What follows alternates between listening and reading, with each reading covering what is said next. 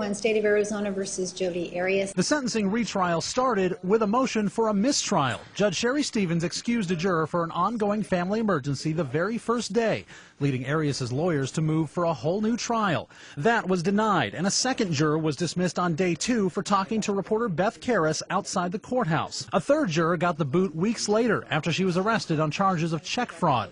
Alexander's family spoke to the jury a week into the trial. Every year that I age past 30, I think about where Travis would have been. Travis had so many hopes and dreams. This is real for me. This is my hell.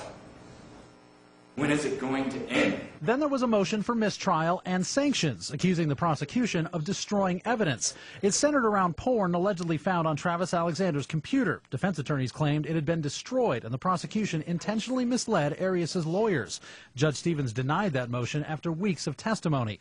Meanwhile, the trial was going on at the same time. The defense presented Arias as an abused, mentally ill woman, but spent most of the time focusing on Alexander, portraying him as a violent, manipulating womanizer. And he's participating in activity that is unacceptable for the Mormon Church. Prosecutor Juan Martinez spent much less time on his case, going over some of the facts of the murder, but not all. Martinez utilized his now famous dramatic presentation more than once. Did that take very long for me to do that? Your Honor. Wait a minute, that's point of order, isn't it? No. And you were seated, weren't you? Judge, I'm going to object.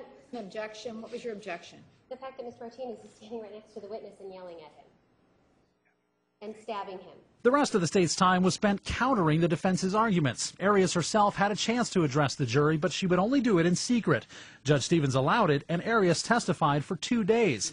The Arizona Court of Appeals reversed that decision, opened the courtroom, and Arias refused to testify further. She never spoke to the jury again. More than 4 months after the retrial began, it finally ended, 6 years after the murder. William Pitts, 12 News.